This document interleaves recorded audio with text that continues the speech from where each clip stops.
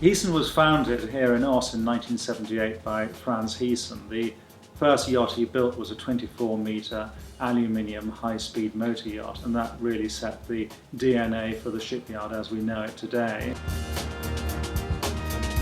At that time it was a very small business indeed. There was just one shed and the harbour of Oss was largely undeveloped. Since then we've become well known for our high-speed aluminium, high-luxury range of yachts.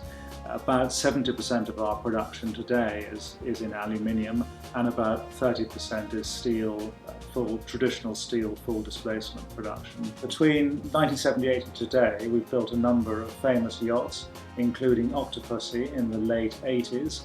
Octopussy had a top speed of 52 knots and at the time was the fastest cruising yacht in the world.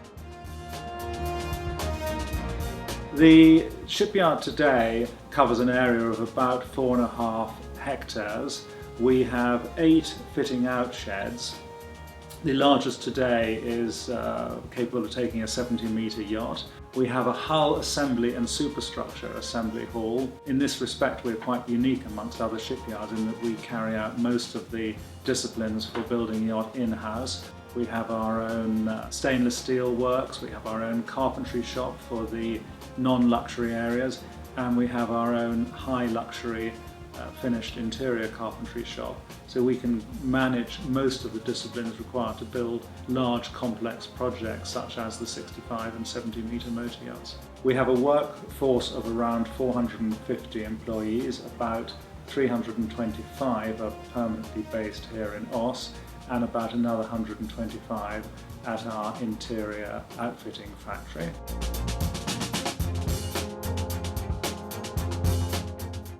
Galactica Star is a very important yacht for us. Firstly, it's the biggest yacht we've built, but secondly, she's also in the top 200 largest yachts in the world today. But aside from that, the most important and most striking feature of Galactica Star is her phenomenal speed. She has a maximum speed of just under 30 knots, which really sets her apart from all the other 200 yachts in the largest 200 selection. I would say in that respect she's probably one of the top 4 or 5 yachts in the world because she combines this considerable size, 65 metres, 1,000 gross tons, with this unusually high speed of, as I say, just under 30 knots. Natural evolution or strategic planning, it's a bit of both. Natural evolution in so much as we are probably the market leader for lightweight aluminium high-speed luxury yachts, and for an owner who is interested in building a yacht of that type, then it's understandable they would come to us when we built the 65 metre. So in that respect it's a natural evolution. The 70 metre which follows on is in the same vein. She's aluminium, she's lightweight, she's high speed. In fact, she'll be a little bit faster than Galactica Star. She'll have a maximum speed of around 30 knots, but again, is a much bigger volume yacht. So that's also evolution, I would say. Strategic planning, for sure. These are large aluminium yachts that have exceptional high speed, which is very much the DNA of our shipyard. Beyond speed, which we've already touched on, the other big advantage of the fast displacement hull form, which is what these yachts are based on, is their exceptional performance. When the 65 metre was tank tested in Southampton, the tank test operators couldn't believe the efficiency of the hull, and it's transpired that she is about 30% more efficient than a conventional full displacement yacht.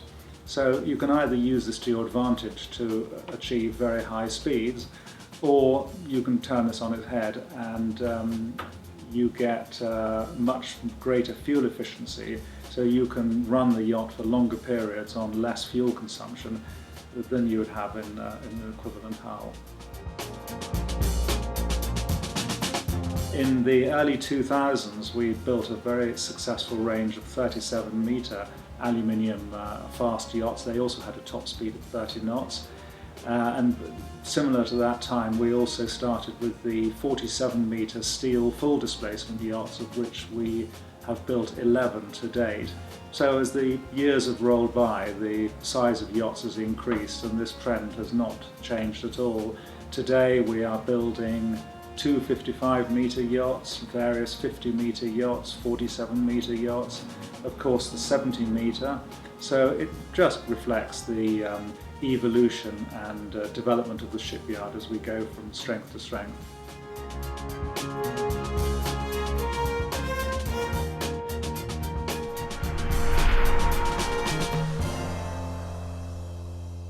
We're given some specific ideas from the owner, like he would like to see a bigger pool, which was fairly easy to accommodate because of the added length. So we have a pretty decent pool, nearly 6 meters long.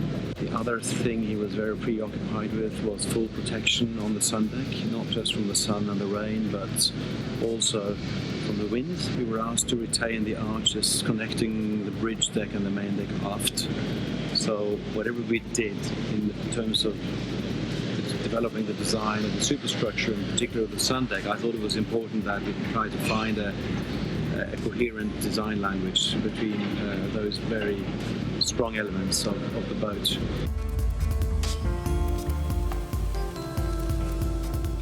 Well, you have the standout features you can see, like the arches on the top deck to disguise the glazed-in top deck. And then you have features you don't necessarily see, like the bigger pool. The foredeck is also something which we have tried to use differently. It is primarily a helicopter landing deck, but we've suggested we also use it as a party deck, also for entertainment. Trying to provide a certain continuity in the design with the other Heesen. It was important that when you see the boat, you would instantly recognize it as a Heesen.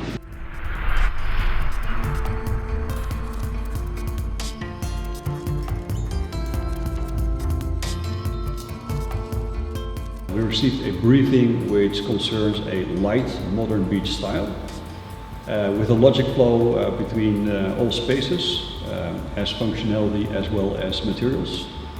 The character of the interior design is a bit monochromatic with a lot of natural materials, woods, leathers, marbles, stones, and paneling with bleached wenge or stained wenge containing leathers ranging from Kalusha to feel. We have also the carpets, which are very soft, so every tactile material is quite soft. You have to think about the silk wool carpets to create a logic flow throughout every space. So for example, the main deck lounge is cut in 3. Although it's one space, there are 3 functionality fields. One is on the aft is like a lounging area where you can sit down with a self-service bar. In the center you have a couch which is almost like a TV setting with a large screen. The screen is positioned between 2 fireplaces, and then you have a large glass separated art piece, and that the forward part is then the position of the dining. Same deal for the beach, for example, which is always a challenge for a designer because of the maritime environmental factors. We wanted to avoid that it had the feel of a lazarette, so it was really a beach.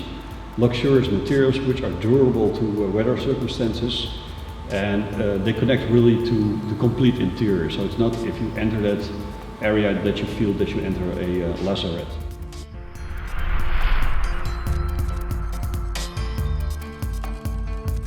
The innovations behind the FTHF were developed by Van Ossana Naval Architects, and it was Heesen who has adopted the concept for the first time. This was for the first time on 65-meter Galactica Star, and now we see the concept return for the 70-meter. And it really shows progressive thinking of the yard, that they've been willing to adopt this concept, and we feel that it really has to be applauded. The fast displacement hull form offers multiple advantages over conventional hull forms. The first and foremost being in the efficiency of the concept. Traditional displacement hull forms are well known to be very efficient at low speed cruising, but at higher speeds they quickly build up a lot of wave resistance, limiting their maximum speed.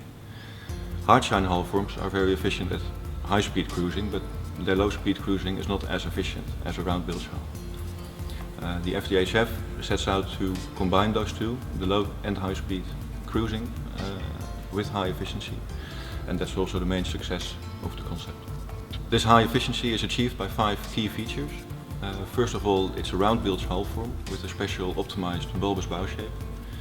It has a spray rail, a very shallow transom, and it uses an interceptor to control the dynamic trim.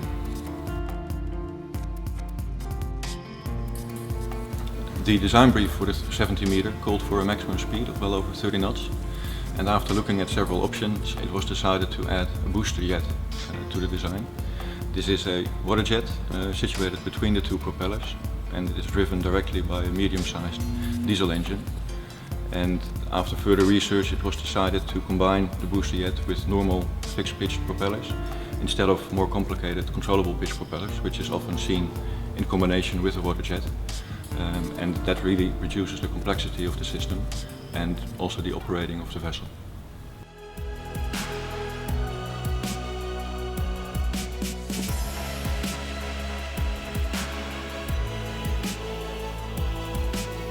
The construction capacity is not so much influenced by the size, other than its physical space, what we need and nicely can facilitate the Shed 6.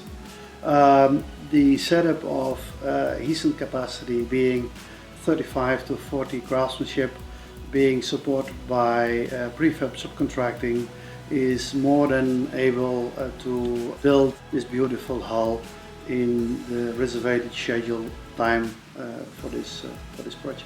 Increased length and volume as such don't increase the challenge to build this construction, because we are well set in our organization to handle this kind of quantities, and it's more or less as any other.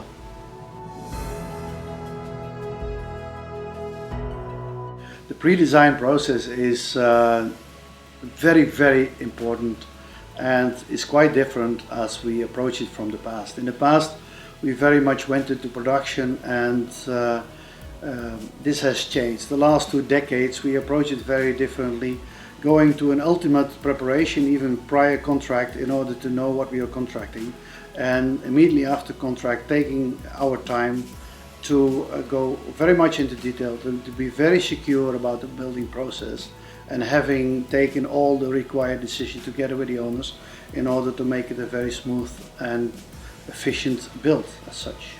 The water jet booster was actually a question which was a result from the owner's question. The owner asked why not 30, because Galactica Star, performing contractually 28, 29 knots, very often in the field doing 30 knots, and why not doing a 3 as well, starting a speed with a 3 as well. While the boat was being bigger, of course, this was a huge challenge, and the project was already under construction, and we took this question home from an owner's visit and went on studying it. And as a result, we have decided to install an additional engine, 16V MTU engine, 4000 type, with a jet booster in order to achieve this speed. It's being the largest, but really this project represents Heesen in the sense of being the Heesen DNA, as I personally have experienced over the last 35 years, being innovation, being speed, being lightweight, being challenging, to construct this project in a very controlled way and to its ultimate quality and performance.